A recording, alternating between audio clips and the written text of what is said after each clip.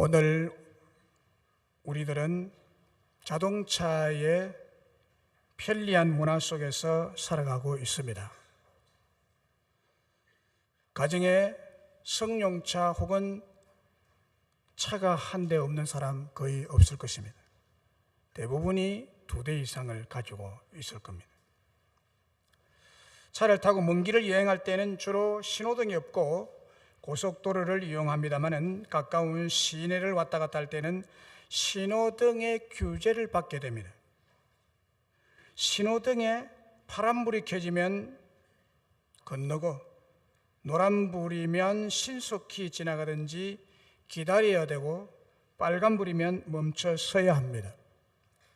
이 신호를 따르지 않고 어기면 아주 위험하고 때로는 인명피해가 나는 큰 사고나 재난이 일어나기도 합니다. 그래서 이 교통신호에 순응을 해야 합니다. 왜냐하면 이것은 우리의 삶에 있어서 나와 이웃, 서로를 위해서 그리고 공공의 질서를 위해서 만들어진 약속이기 때문입니다. 이 약속이 때로는 개인에게 귀찮고 힘들게 느껴질 때도 있지만은 이 약속은 모든 이들의 행복한 삶을 보장하는 것이기 때문에 우리는 신호의 약속을 잘 지키려고 노력하며 살아가고 있습니다. 이와 마찬가지로 우리 하나님께서도 우리와 약속을 하셨습니다. 하나님은 온 인류가 하나님의 백성으로 하나님 나라의 은혜와 축복을 누리도록 우리에게 그렇게 하시기 위해서 인류 최초의 인간인 아담과 제일 먼저 영원한 약속을 맺으셨습니다. 인간과 하나님 사이에 약속을 맺었는데 그 약속이 창세기 2장 16절 17절에 나타나 있습니다. 여호와 하나님이 그 사람에게 명하여 이르시되 동상 각종 나무의 열매는 네가 임의로 먹되 선악을 알게 하는 나무의 열매는 먹지 말라. 네가 먹는 날에는 반드시 죽으리라 하시니라.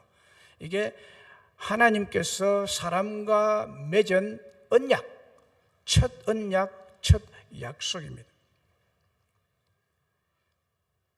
그런데 잠시 후에 아담과 그의 아내 하와는 사탄의 유혹에 넘어지므로 하나님과의 변경할 수 없었던 언약, 약속을 어기고 금단의 열매인 선악과를 따먹고 맙니다. 하나님과 약속인 말씀을 파기하고 어기는 것은 불순종의 큰 범죄를 저지른 것입니다. 그리고 하나님과 약속을 지키지 않은 결과로 인간은 죄의 값인 죽음의 결말을 가져오게 되었습니다. 죄의 값은 사망이라는 불변의 공식에서 벗어날 수 있는 힘이 인간에게는 전혀 없습니다. 스스로 사망의 늪에 빠져 허우적거리는 절망적인 상황에서 벗어날 수 있는 길이 없는 인류를 위해서 하나님은 인간을 값없이 구원하실 것을 인간과 새 언약이 필요했던 것입니다. 새 약속을 맺으셨습니다. 그 새 약속은 약속의 후손인 예수 그리스도와 그의 십자가로 온전히 성취가 된 줄로 믿습니다. 그러므로 새 약속, 새 언약의 핵심의 말씀은 요한복음 3장 16절의 말씀입니다. 하나님이 세상을 이처럼 사랑하사 독생자를 주셨으니 이는 그를 믿는 자마다 멸망하지 않고 영생을 얻게 하려 하심이라 했습니다. 이 말씀에 대한 확증이 있습니다. 그 확증이 마태복음 26장 28절에 언급이 되어 있습니다. 이것은 제 사함을 얻게 하려고 많은 사람을 위하여 흘리는 바 나의 피 곧 언약의 피니라, 약속의 피니라 라고 말합니다. 하나님은 피를 흘리는 것도 약속한 거다는 거예요. 십자가는 하나님과 인간 사이의 구속의 약속인 것입니다. 거기에서 흘린 예수님의 피는 약속의 피, 언약의 피입니다. 죄를 사해 주겠다는 약속의 피인 것입니다. 또 히브리서 9장 15절에도 새 약속에 대한 확정의 말씀이 나오는데 히브리서 9장 15절의 말씀은 어떤 말씀입니까? 이로 말미암아 그는 새 언약의 중보자이시니 예수님은 새 약속의 중보자가 되시니 이는 첫 언약 때에 범한 죄에서 속량하리고 죽으사 부르심을 입은 자로 하여금 영원한 기업의 약속을 얻게 하려 하심이라 라고 말씀하고 있습니다. 예수님은 새 언약의 중보자로 오시게 되었다 하는 거죠. 이 새 약속은 은혜로운 약속입니다. 왜냐하면 하나님이 이 세상 사람들을 사랑하셔서 죄를 죄로 갉지 않으시고 예수 그리스도의 십자가의 피로 믿는 믿음만 보시고 최종적으로 영원히 구원하기 위해 세운 약속이기 때문입니다. 이와 같이 기독교는 인간과 하나님 사이에 약속한 약속을 믿는 종교입니다. 약속의 종교예요. 약속. 기독교는 약속의 종교입니다. 그래서 우리 그리스도인이 가지고 있는 성경은 구약과 신약, 즉 옛 약속과 새 약속으로 이루어져 있는 성경을 가지고 있습니다. 오늘 본문의 말씀은 하나님과 우리와의 약속에 대한 말씀입니다. 특별히 20절에 보면 하나님의 약속이라고 말합니다. 하나님의 약속은 얼마든지 그리스도 안에서 예가 되니 그런즉 그로 말미암아 우리가 아멘하여 하나님께 영광을 돌리게 되느니라 라고 말씀하고 있습니다. 그러면 하나님의 약속이 그리스도 안에서 예가 된다는 것은 무슨 의미일까요? 하나님의 약속은 정확무오하여 믿을 만한 말씀이라는 것입니다. 하나님의 말씀은 정확무오, 오류가 없다. 정확하고 오류가 없는 믿을 수 있는 말씀이라는 것입니다. 완전 무결한 말씀이 하나님의 말씀입니다. 우리에게 주신 정확무하고 완전 무결한 하나님의 약속의 말씀 안에 모든 좋고 풍성한 축복을 예비해 놓으셨기 때문에 우리는 이 말씀을 믿을 수가 있습니다. 하나님의 약속은 얼마든지 그리스도 안에서 예가 되니 그로 말미암아 우리가 아멘하여 하나님께 영광을 돌리게 되느니라고 했습니다. 여기에 그리스도 안에서 예가 된다. 예란 헬라 원어로서 나이라는 단어입니다. 나이라고 읽습니다. 예는 나이, 영어로 yes. 이것은 확실하다, 옳다, 동의하다, 의롭다, 옳다, 동의한다 이런 뜻이죠. 나이. 그래서 하나님의 약속은 그리스도 안에서 확실하다, 동의한다, 옳다 이런 뜻이죠. 그리고 우리가 잘 아는 아멘이라는 말이 나오는데 아멘이라는 말은 구약 히브리어를 그대로 음력하여 쓰는 단어입니다. 우리 교회에서 교인들이 쓰는 단어 아멘은 잘 알려져 있는 말이죠. 이거는 히브리어입니다. 여러분도 스스로 모르는 사이에 히브리 단어 하나는 확실하게 알고 있습니다. 아멘. 이 아멘을 국어사전에 아멘이라는 단어가 나와요. 국어사전에 정의를 해놨는데 거기에 정의를 보면 이렇게 되어 있습니다. 감탄사로서 기도나 찬미의 끝에 그 내용에 동의하거나 이루어지기를 바란다라고 정의되어 있습니다. 성경사전에는 좀 다르게 풀이하고 있습니다. 이 아멘은 확정하다, 지지하다, 확신하다, 믿을만하다, 그렇게 되기를 바라는 강한 소원을 나타내는 것이다 라고 되어 있습니다. 아멘의 사전적인 뜻과 우리가 평소에 사용하는 아멘에 대한 종합적인 뜻은 기도나 찬양이나 하나님의 약속의 말씀이 하나님의 도우심으로 아멘하는 그 성도에게 성취되기를 강한 소망을 나타내는 단어입니다. 그 말씀대로 성취되기를, 그 기도대로 성취되기를 바라는 강한 소망, 아멘, 이런 것입니다. 그래서 하나님의 약속에 아멘한 성도에게 하나님은 신실하게 그대로 응답하시는 줄로 믿습니다. 기도 끝이나 찬송 끝이나 말씀 끝에 여러분 개인이 선포하는 아멘은 하나님의 약속들을 여러분에게 가져다 줄 줄로 믿습니다. 하나님의 약속들을 여러분에게 이루어지게 하실 것입니다. 여러분의 삶에 그대로 역사하게 될 줄로 믿습니다. 성경학자들에 의하면 신구약 성경 안에 우리에게 주신 하나님의 약속이 32,500개 정도 된다고 합니다. 엄청나게 많은 것을 약속하고 있습니다. 이 약속들을 받고 믿는 자에게는 틀림없이 응답이 되고 이루어지는 약속입니다. 우리 사람들 사이의 약속은 뭐 어기기도 하고 행편에 대해서 지키지도 못하고 그런 약속들이 참 많죠. 그러나 하나님의 약속은 32,500개의 분명한 약속은 응답이 되고 이루어지는 약속들이죠. 자, 예를 들면 제사함의 약속, 영생에 대한 약속, 천국에 대한 약속, 천국에서 상급을 주신다는 약속, 어려운 순간에 도와주시고 지켜주시고 건져주신다는 약속, 우리를 떠나지 않고 세상 끝날까지 항상 함께 있을 것이라는 약속, 아들을 주시겠다는 약속, 기도 응답에 대한 약속, 우리에게 복 주시고 복 주시며 축복된 사람이 되게 하시겠다는 약속 등등 수많은 약속들이 신구약 성경 안에 있습니다. 이 많은 하나님의 약속들이 모두 믿을 수 있는 틀림없고 정황무오하고 완전 무결한 약속들입니다. 마태복음 5장 18절에 보면 진실로 너희에게 이르노니 천지가 없어지기 전에는 율법의 1.1획도 결코 없어지지 아니하고 이루리라 라고 했습니다. 다 이루리라. 1점도 이루고 1획도 다 이루어질 것이라는 하나님의 말씀은 그렇다는 것입니다. 역사의 종말이 오기 전에 하나님의 약속의 말씀이 1.1획도 완벽하게 다 이루어지고 예언하신 약속대로 다 성취가 될 것임을 예고하신 말씀입니다. 1989년도에 일어난 사건입니다. 강도 8.2의 지진이 아르메니아를 거의 쑥대밭으로 만들어 놓았습니다. 지진은 4분도 채 안 되는 짧은 시간에 3만 명의 목숨을 앗아간 지진입니다. 폐허의 아비규환 속에 한 아버지가 자기 아들 이름이 아르망인데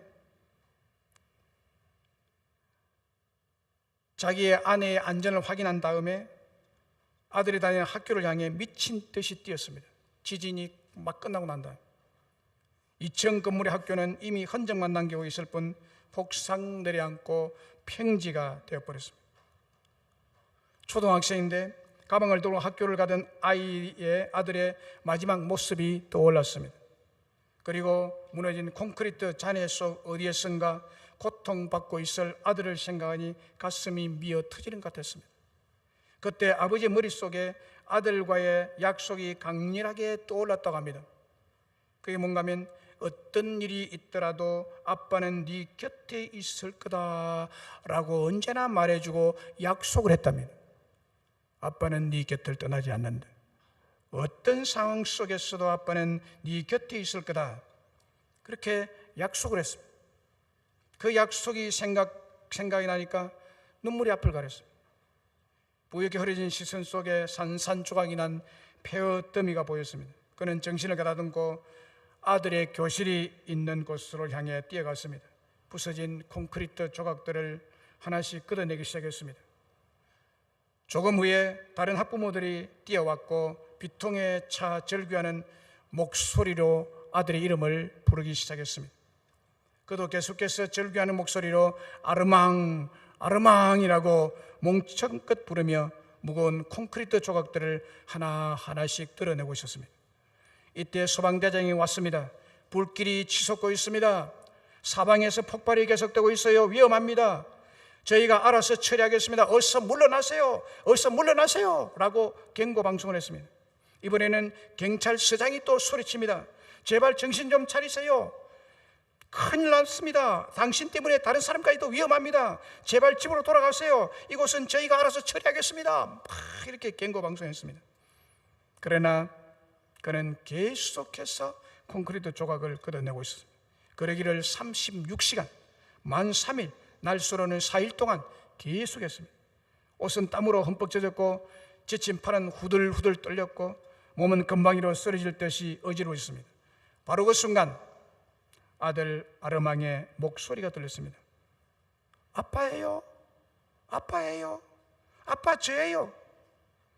아빠 제가 다른 아이들에게도 걱정하지 말라고 했어요. 아빠가 살아계시면 틀림없이 저를 구하려 달려오실 것이라고 말했잖아요. 어떤 일이 있더라도 아빠는 내 곁에 있을 거라고 약속하셨잖아요. 라는 말이 간간히 들려왔습니다. 콘크리트 더미 속에 들려오는 이 아르망의 조그만 소리를 듣고 그의 아버지는 기뻐함이 힘을 다해 큰 소리를 물었습니다. 아르망, 그래 맞아. 너는 어떠니? 모두 몇 명이 거기에 있니? 33명 중에 14명만 남았어요.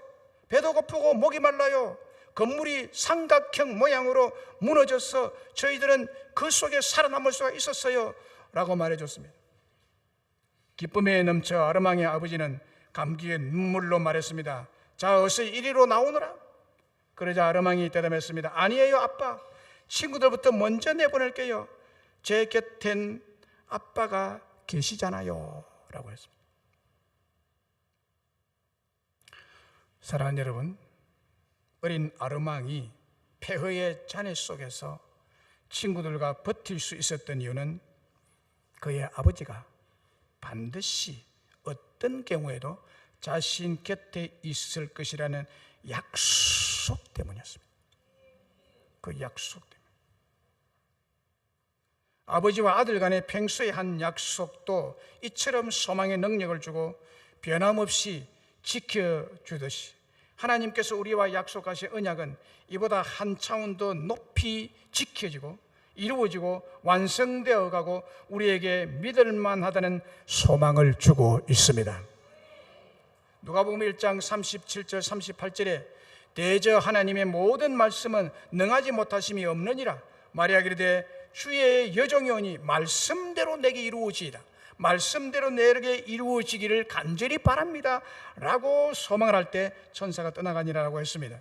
이 말씀은 하나님의 말씀과 하나님의 약속이 처녀 마리아에게 임했는데 그 약속이 뭐냐면 너의 몸에서 성령으로 잉태된 아들이 태어날 거라라는 이런 말씀이었습니다. 하나님이 말씀으로 내게 약속했기 때문에 그 말씀은 능치 못함이 없습니다.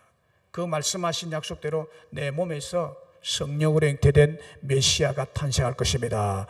라고 허락을 한 것입니다. 하나님의 모든 약속의 말씀은 지극히 높으신 하나님의 능력이시기 때문에 그대로 이루어지고 성취가 되므로 우리는 이 말씀을 믿을 수 있는 약속의 말씀입니다. 그러면 하나님의 약속이 우리에게 주시는 축복이 무엇입니까? 그 축복은 얼마든지 하나님의 약속은 성취가 된다는 것, 우리에게 그대로 이루어진다는 것입니다. 이게 축복이에요. 19절 20절에 우리 곧 나와 실루아노와 디모데로 말미암아 너희 가운데 전파된 하나님의 아들 예수 그리스도는 예하고 아니라 함이 되지 아니하셨으니 그에게는 예만 되느니라. 하나님의 약속은 얼마든지 그리스도 안에서 예가 되니 그런즉 그로 말미암아 우리가 아멘하여 하나님께 영광을 돌리게 되느니라 라고 했습니다. 하나님의 아들 예수 그리스도는 예하고 아니라 함이 되지 아니하셨다고 했습니다. 항상 그에게는 예, 아멘, 알겠습니다, 그대로 하겠습니다, 그것만 있었다는 거예요. 노가 없었다는 겁니다. 구약 성경에서 하나님의 아들 예수님에 대한 약속의 예언은 정확하게 다 이루어졌고 약속의 성취로 오신 메시아 예수 그리스도는 하나님의 약속, 즉 하나님 아버지의 말씀에 대해서 예라고 믿고 순종만 있었지 아니요, 노라고 하면서 불순종이 없었다는 것입니다. 예수님은 100% 순종하신 분이십니다. 왜냐하면 아들이신 예수 그리스도는 하나님 아버지 약속을 얼마든지 이루고 성취가 될 것을 믿고 있었기 때문이었습니다. 우리에게도 말씀에 대한 자세는 이와 같아야 될 줄로 믿습니다. 그러면 성취가 되는 축복이 우리의 것이 됩니다. 민수기 23장 19절에 보면 하나님은 사람이 아니시니 거짓말을 하지 않으시고 인생이 아니시니 후회가 없으시도다. 어찌 그 말씀하신 바를 행하지 않으시며 하신 말씀을 실행하지 않으시라 라고 했습니다. 사람은 혹시 약속한 것을 시근해서 지키지 않지만 요즘 인터넷 핸드폰으로 문자를 보내고 그에 대한 답이 없으면 내 문자 씹었다 그러더라고요. 답이 없으면 문자를 씹었다. 사람들은 약속을 씹어먹지만 하나님은 이루어주지 않는 말씀은 없습니다. 말씀하신 말을 다 행하시고 실행하시고 성취하시고 이루어주시는 분이시다. 32,500개의 약속 중에 오늘 여러분들에게 드리고 싶은 말씀은 두 가지입니다. 기도 응답의 약속과 지키고 건지시는 약속에 대해서 말씀드리겠습니다. 하나님의 약속이 32,500개입니다. 그 중에 여러분들이 꼭 필요한 두 가지 약속, 말씀드린 약속이 참 많지만은 두 가지, 기도 응답에 대한 약속, 그리고 여러분들을 지키시고 건지시는 약속. 그 약속이 어떻게 실행되는지를 말씀을 드리겠습니다. 먼저 기도 응답의 약속입니다. 기도하면 응답하겠다는 약속이죠. 그러면 그 약속은 반드시 이루어진다는 거예요. 하나님은 약속은 변경치 않으십니다. 그렇게 하겠다면 그렇게 하시는 분이고 그 약속이 성취되는 것입니다. 예레미야 33장 3절에 기도 응답의 약속이죠. 너는 내게 부르짖으라 내가 네게 응답하겠고 네가 알지 못하는 크고 은밀한 일을 네게 보이리라. 기도 응답에 대한 약속이 이만큼 확실한 응답에 대한 보장이 없습니다. 너는 내게 부르짖으라, 기도하는 거죠. 기도해라, 내가 네게 응답하겠다. 할렐루야. 기도하면 응답하겠다. 할렐루야. 네가 알지 못하는 크고 비밀한 일까지 내가 너에게 알게 하리라. 할렐루야. 이 외에도 기도 응답에 대한 약속의 말씀이 성경에 많이 있습니다. 그건 뭐 일일이 다 될 필요 없고요. 너는 내게 부르짖으라 내가 네게 응답하겠다. 기도 응답의 약속이에요. 자, 여기에 대한 예를 말씀드리면 히스기야 왕에 대해서 말씀드릴 수 있습니다. 이사야서 38장 1절 5절에 나타나 있는 말씀인데 히스기야가 병들어 죽게 되었습니다. 이때 선지자가 누구냐면 아모스의 아들 이사야가 선지자였습니다. 하나님은 히스기야가 병들었다는 것에 대해서 히스기야 모르고 있어요. 모르는 병인데 죽을 병이라고 하면 무슨 병이죠? 현대말로 하면 무슨 병일까? 암병. 암병은 자기가 모르게 발병합니다. 초기는. 히스기야에게 아마 암병이 발병한 것 같아요. 자기는 모르고 있습니다. 그런데 하나님께서 아모스의 아들 선지자 이사야에게 하나님이 말씀해 줍니다. 히스기야가 병들어서 살지 못하리라. 네가 가서 히스기야 왕의 이 죽을 병에 걸렸다고 알려주고 삶을 정리하도록 시켜주라. 이렇게 선지자가 하나님의 말씀을 받았습니다. 그래서 그 집에 가서 유언을 하라고 했습니다. 네가 죽고 살지 못하리라 라고 말했습니다. 그러니까 히스기야가 완전 하나님의 말씀으로 전달받으니까 하나님을 잘 섬기던 히스기야죠. 그러니까 절망이 돼가지고 그가 어디를 향할 수가 없어. 얼굴을 보고 뭐 신하들을 볼 어떤 면목이 없고요. 그래서 아마 왕궁 벽을 향했던 것 같아. 벽을 향하여 여호와께 기도해서 통곡하며 기도했습니다.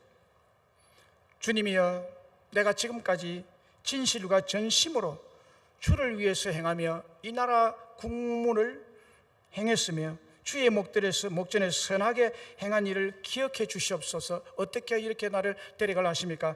라고 심히 통곡해서 기도했습니다. 그랬더니 하나님이 응답하시는데 히스기야에게 바로 응답하지 않고 선지자에게 응답해요. 이사야 선지자에게 응답하기를 뭐라고 응답했는가 하면은 내가 네 기도를 들었고 네 눈물을 보았노라. 그래서 내가 네 기도에 응답해서 너의 생명을 15년 연장시켜 주마. 이렇게 응답했습니다. 할렐루야. 병이 나았다고 말해요. 죽을 병이 금방 나버렸습니다. 뭘 말하는가 하면 죽을 병에 걸려도 기도하면 하나님이 그 기도에 응답하시더라 하는 것입니다. 너는 부르짖으라 내가 네게 응답하겠다. 기도 응답에 대한 확실한 이해가 될 수가 있습니다. 이 외에도 참 많죠. 1970년 4월에 미국의 아폴로 13호가 달을 향해 발사됐습니다. 당시 과학자들은 모든 것이 완벽하다고 장담한 아폴로 13호입니다. 너무나 완벽하게 만들어졌다. 그런데 지구로부터 2만 마일, 약 3만 2천 킬로미터 떨어진 곳에서 아폴로 13호는 산소통이 깨져버립니다. 산소통이 깨지면 산소 공급받을 수가 없어서 우주선 안에 있는 우주인들은 죽습니다. 비행할 수가 없는 사고가 발생했습니다. 우주 비행사들은 즉각 본부인 휴스턴을 향해서 긴급 연락을 보냈더니 지 본부에서는 북극성을 바라보고 방향을 잡아서 빨리 귀환해라 라는 지시를 받았습니다. 인간의 힘으로는 도저히 어찌할 수 없는 상황에 처하게 됐습니다. 이 소식을 들은 미국 전 국민들은 고장난 캡슐을 몰고 오는 우주 비행사를 위해서 오전 9시를 기해서 전 국민이 기도를 했습니다. 무사 귀환하도록. 산소통이 깨진 상황에서라도 생명의 지장 없이 죽지 않고 무사 귀환하도록 하나님께 기도를 했습니다. 전 국민이 기도를 했습니다. 얼마 후 고장난 아폴로 13호는 태평양에 무사히 귀환을 합니다. 우주 비행사들은 미리 대기하고 있던 미 해군 군함에 의해서 구조가 되었는데 이들이 우주선에서 내리자마자 제일 먼저 한 것은 감사 기도였습니다. 그들은 해군 군목에 손을 잡고 이렇게 했습니다. 하나님 감사합니다. 주님을 찬양합니다. 라고 했습니다. 기도에 응답하신다는 약속을 지키신 하나님께 감사했다는 거죠. 여러분, 과학 만능의 시대에도 도덕과 윤리가 땅에 떨어져 썩고 행편없는 이 시대에도 우주인도 과학자도 철학자도 어떠한 사람에게도 기도하는 사람에게 신실하게 응답하신다는 하나님의 약속은 여전히 살아 역사하는 말씀입니다. 시편 16편 5절 6절에 이런 말씀이 기록되어 있습니다. 여호와는 나의 산업과 나의 잔의 소득이시니 나의 분깃을 지키시나이다. 내게 줄로 재어준 구역은 아름다운 곳에 있으며 나의 기업이 실로 아름답도다. 이 약속의 말씀은 하나님께 특별히 저에게 주신 약속의 말씀이었습니다. 저는 약속의 말씀을 굳게 붙잡는 어떤 습성이 있습니다. 왜냐하면 하나님 약속 말씀이 아니면 제가 참 살아가기 힘들다고 확신하고 있었기 때문입니다. 그래서 하나님의 말씀을 약속으로 받고 내게 주신 하나님의 약속의 말씀이라고 저는 생각을 하고 받아들였습니다. 이 말씀을 약속의 말씀을 받아들인 때가 제가 기억하기로는 1983년도 신대원 1학년 때였습니다. 그때는 앞으로 목회할 목회지에 대한 염려와 걱정이 참 많았습니다. 어떻게 어디에서 목회하느냐, 부산이냐 서울이냐 대전이냐 충청도냐 전라도냐 광주냐 어디냐, 늘 이 생각이 저의 마음을 짓눌렀습니다. 그런데 어느 날 성경을 읽는데 이 말씀이 저에게 깊이 다가오면서 이 약속을 마음속에 간직하고 제 강의 노트마다 제일 앞장에다 이 시편 16편 5절 6절의 말씀을 이렇게 기록했어요. 아주 정자로 정성껏 기록해서 강의 시간마다 이것을 보고 기도하고 이것을 확인하고 기도하고 그렇게 했습니다. 하나님께서 저에게 약속하신 산업과 자녀의 소득과 나의 분깃과 나의 기업이 줄로 재어준 아름다운 곳에 있을 것이라고, 그것을 또한 주님이 지킬 것이라고 저는 믿었습니다. 그리고 그것을 믿고 지금까지 기도하여 온 결과 저의 목회가 오늘 이곳에까지 이르게 되었습니다. 이곳은 하나님께서 저에게 기도 응답의 약속을 지켜주신 아름다운 기업이요, 아름다운 산업이요, 아름다운 자녀 소득이요, 아름다운 분깃인 줄로 믿습니다. 저는 누가 뭐래도 이 사실을 믿습니다. 참 얼마나 청량을 아름답게 줄로 재어 주었습니까? 정말 아름다운 것입니다. 이 약속을 붙들고 믿었더니 하나님이 그렇게 저를 인도하시고 모든 사람을 다 제끼고 하나님이 저의 목회지로 여기에 허락하신 줄로 믿습니다. 기도하니까 응답하더라고요. 하나님의 약속을 붙들고 신실하게 믿고 기다리니까 주시더라는 거예요. 그리고 건지시고 지키심에 대한 약속입니다.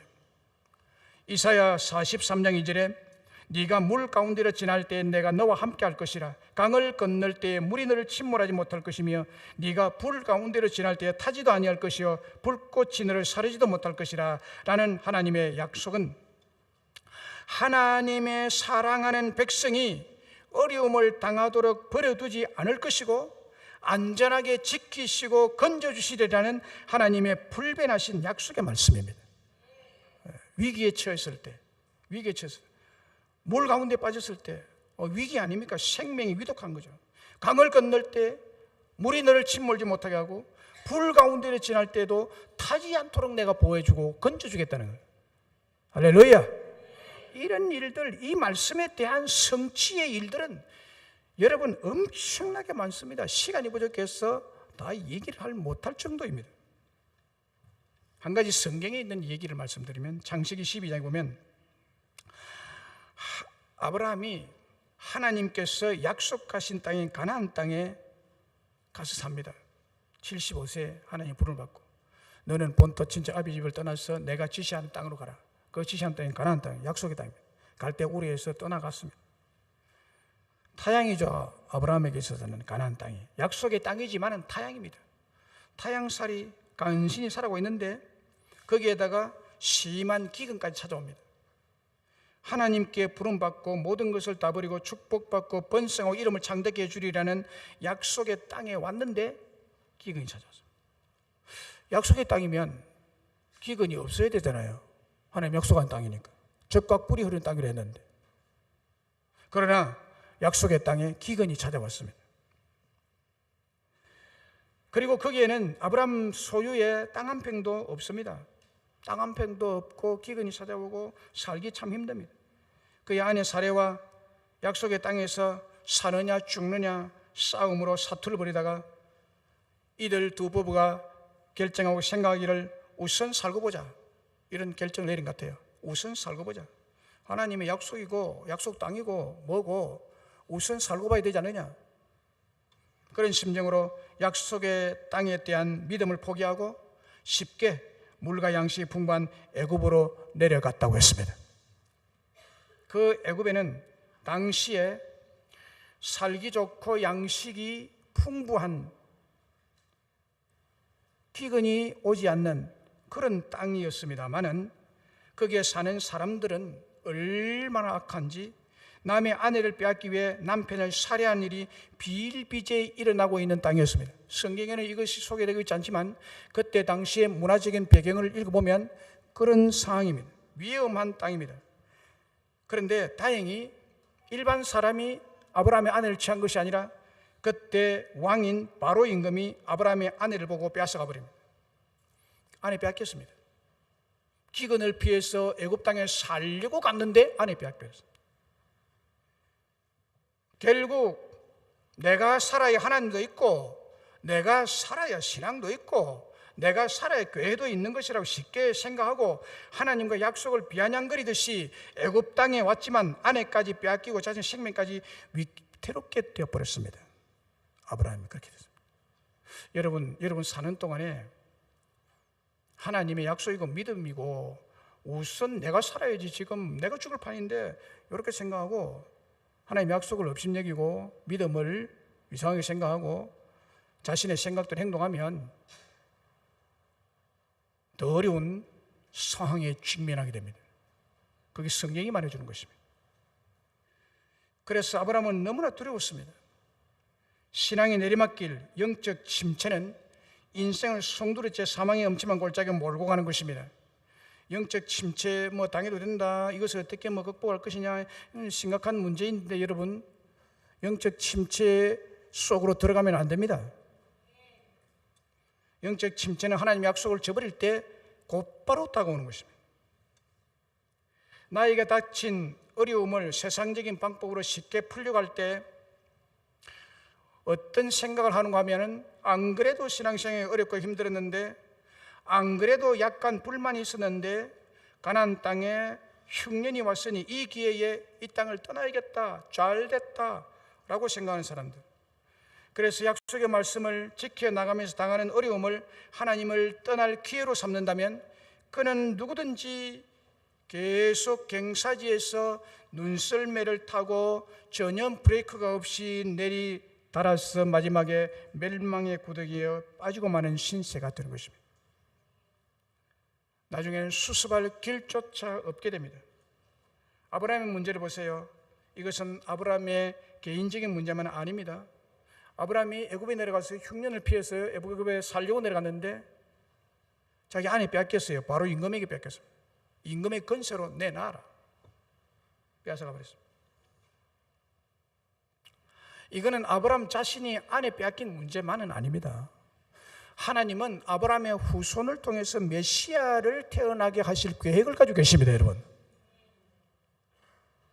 아브라함 후손에서 태어날 것인데 아브라함의 아내는 바로 임금에게 빼앗기고 사례는 바로의 후궁으로 바로 궁전에 들어가고 있었습니다. 이제 메시아를 낳는 것이 아니라 사탄의 자식을 낳을 형편이 되고 말았습니다. 약속을 소홀히 여기게 하는 것이 바로 사탄의 교모한 전략입니다. 속임수입니다.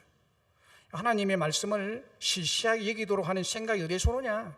사탄이 주는 속임수입니다. 하나님의 말씀의 약속을 중하게 여기시기를 바랍니다. 사탄은 아브라함과 사라 이 두 부부가 아주 중요한 인물이라는 것을 이미 알고 있었습니다. 특별히 사라가 바로로 말미암아 파멸이 되면 하나님의 모든 구원 계획은 실패로 돌아간다는 것을 알고 있었습니다. 아브라함이 자기에게 다가온 어려움의 때 하나님의 약속을 따라 행하지 아니한 결과 하나님의 구원 계획과 자체가 위태롭게 되었습니다. 아브라함의 힘으로는 불가능한 형편에 처하게 됐습니다. 그런데 하나님 보세요. 하나님은 그 어려움과 굉장히 위태로움에 처한 아브라함을 지키고 건져내십니다. 그 일이 바로가 사라를 데리고 간 뒤로 바로 왕궁에 큰 재앙이 내렸다고 합니다. 사라를 데리고 간 그 시점에 바로 왕궁에 임금 주변에 큰 재앙이 내렸더라. 성경은 그렇게 기록합니다. 이 큰 재앙이 아마도 급성 전염병이 돌았다라고 보는 것입니다. 바로는 이 큰 재앙 앞에 신의 진노가 내렸구나. 이 여자를 데려오자마자 신이 진노하는구나. 큰일 났다. 그래서 두려워서 사라를 급하게 아브라함에 보냅니다. 이래서 건지십니다. 참 하나님의 역사를 보세요. 인간은 실수해도 하나님은 건지시는 분이십니다. 불 가운데로 물 가운데로 강을 건널 때 불 속에서 네가 타지 않도록 내가 지켜주겠다. 하나님의 지키시고 건지심의 약속을 믿으시기를 주의 이름으로 축복합니다. 하나님께서 우리의 약속하신 그 약속을 우리가 어떻게 그럼 받아들여야 될까? 하나님의 약속을 철두철미 믿고 철두철미 붙드셔야 됩니다.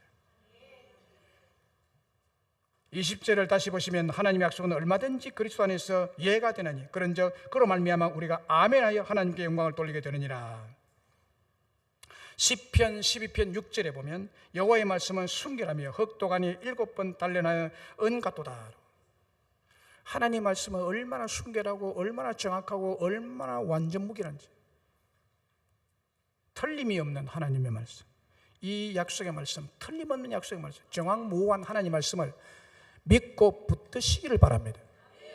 여러분이 필요한 약속들이 각각 다릅니다.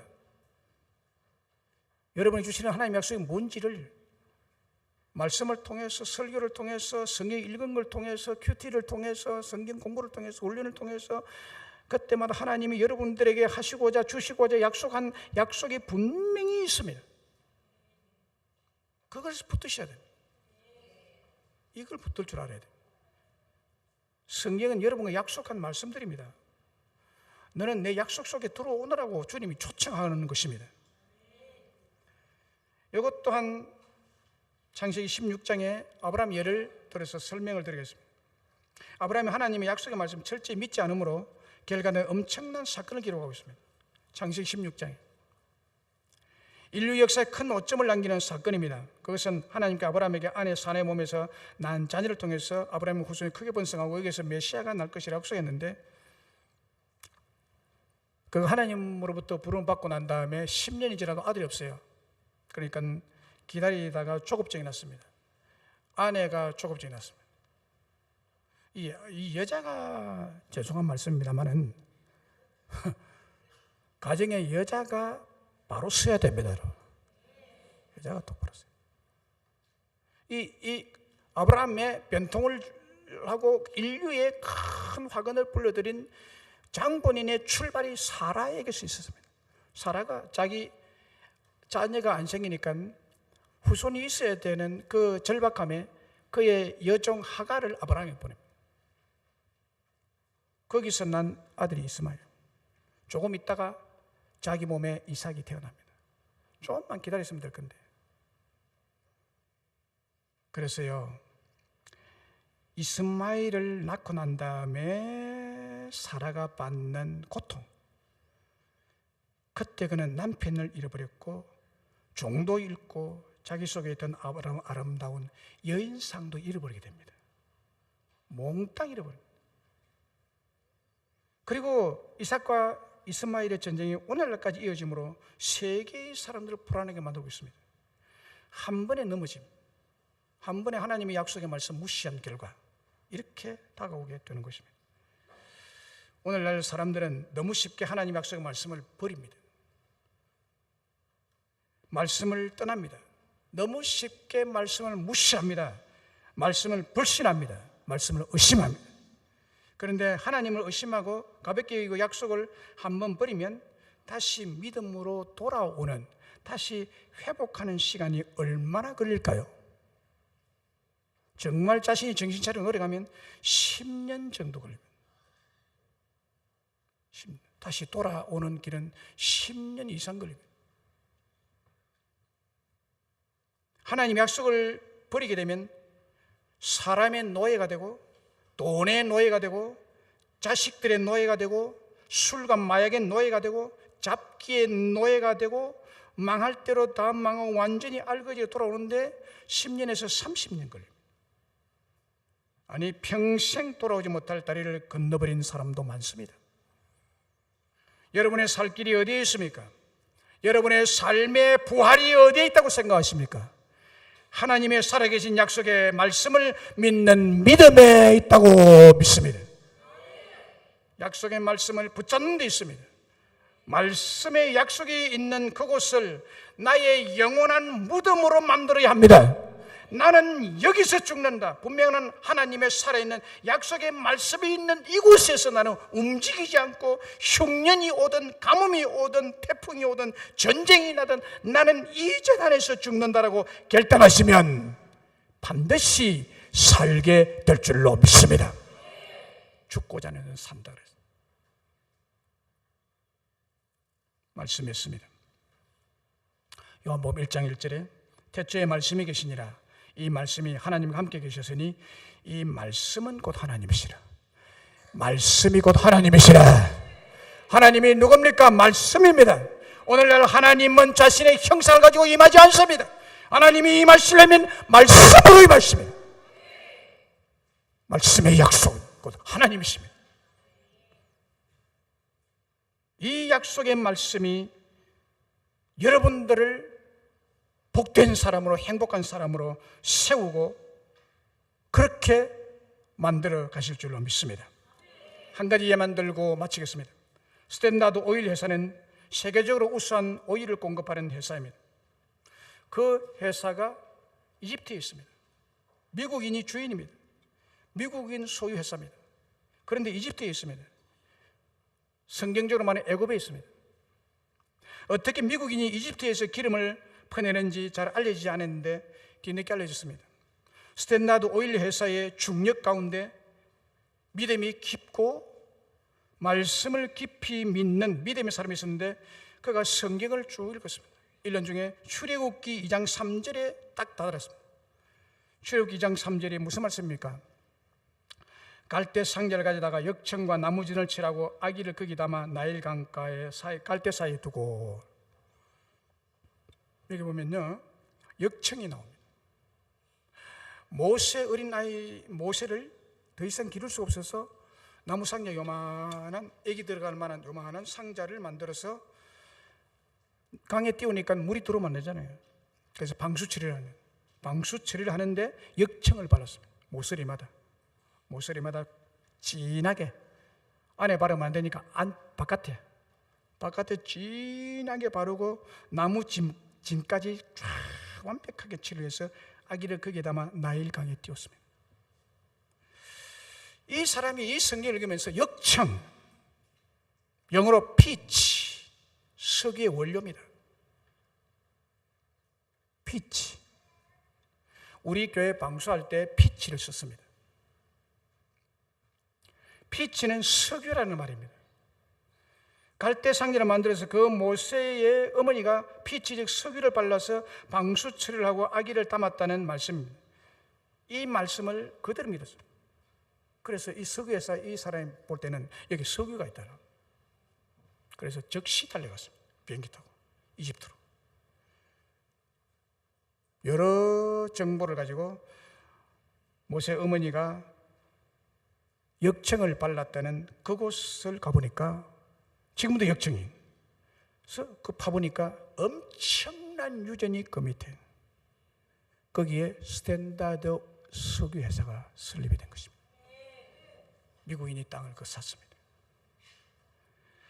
여러분, 말씀을 따라갔더니 하나님께서 예비해 놓으신 축복의 창고를 만나게 된 줄로 믿습니다. 여러분, 하나님의 약속의 말씀은 믿을 만합니다. 하나님의 약속의 말씀 반드시 이루어지고 성취가 됩니다. 이 말씀의 약속을 철두철미 믿고 붙들고 아멘하여 순종하고 축복의 영광을 누리시는 여러분 되시기를 주의 이름으로 축복합니다.